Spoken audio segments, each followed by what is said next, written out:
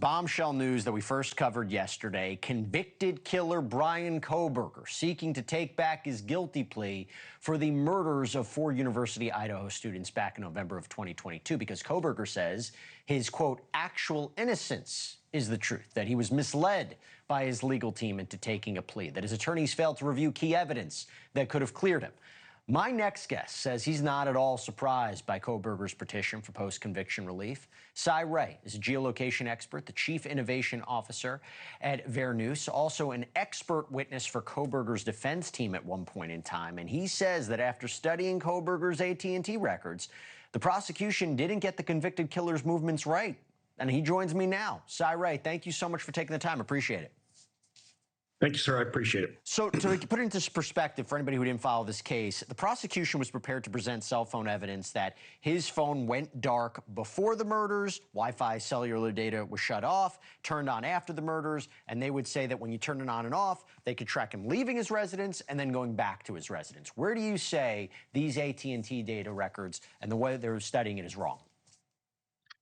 Yeah, I think the first part of this is they only looked at a portion of it. So instead of looking at 90% or 100% of the records that were provided, what was mapped and actually disclosed as work product was closer to 8%. And these gaps, when you fill them, tell a completely different narrative. When the phone was turned off, it was still in Pullman. He was not eastbound. He was not driving to Moscow. How do you know that? How do you know that? Well, number one, they got the time wrong. They said the phone disconnected from the network at 2:47. It really disconnects from 2:54. And I realize that's only a difference of 7 minutes, but the cell site that the phone is using at 2:54:45 that morning is the cell site that provides coverage to the Kohberger apartment at that time. So it's using a smaller cell site that actually provides coverage to the place that he lives. It's his primary cell site. But just to jump on that, so let's say they got that wrong. Does it still come back on its way to Pullman, Washington? I get the argument was, isn't it so convenient that he turns his phone on and off right before this key time, that there was only 4 periods of total inactivity from June 2022. One was the night of the murders, that the days before and after the murders, he used a VPN to make his activity anonymous. Where do you think this is wrong?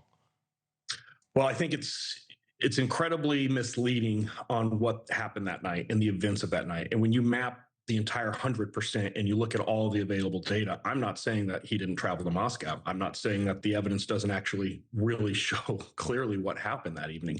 What I'm saying is when you look at snippets of it and you craft this narrative, it doesn't align. I would also agree that he is actually traveling south from Moscow on Highway 95 when the phone powers back on. So he's not east, he's actually traveling south.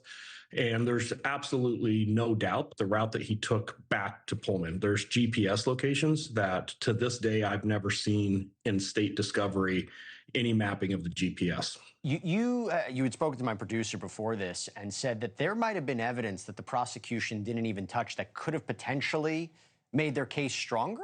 Did I understand that correctly?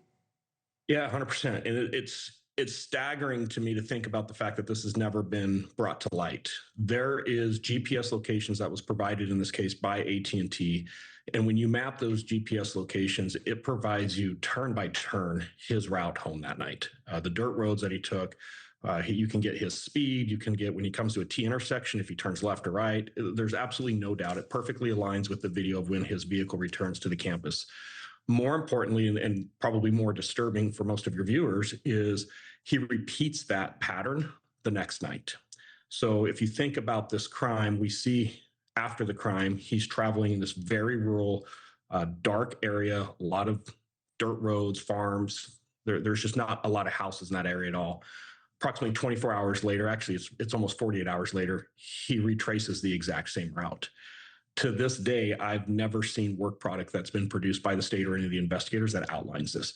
Obviously, anytime we have a heinous crime like this and we know we're missing critical evidence that would have had to leave the scene with the suspect, the returning of a route immediately following a crime would be incredibly significant. Probably more important, that next day when we do see he retraces his routes, if you will. He ends up down by the Snake River. So it's a very deliberate trip that he retraces the route, drives straight to the Snake River just north of Lewiston there, and then returns back home. I think that's incredibly telling evidence that when properly presented to any layperson, it tells a story of what's going on. Cy, it sounds to me that if the defense came to you, if he gets a new trial, which I've said yesterday, highly, highly, highly, highly unlikely. But if he were to get a new trial and the defense were to come to you as an expert witness, you would say... I don't think the defense wants me to testify on this case, so I'll just make it really clear. I think I'm incredibly... And you weren't paid by the defense. I want everybody to know that. I wasn't. I took this case pro bono because, you know, and I've said this, I've been very outspoken about this case. Bryan Kohberger can be guilty, and the criminal investigation surrounding this can be extremely flawed. Both of those things can be true at the same time. And, you know, when you start talking about ethics and credibility, the fact that Bryan Kohberger is guilty cannot weigh into the fact of, do we hold law enforcement accountable when we have incredible deviation from best practices and standards that now subject the family and other people to start going through what it looks like another round of this thing. Thank you for watching. Subscribe below and download our NewsNation app right now on your phone, and you will get fact-based, unbiased news for all Americans.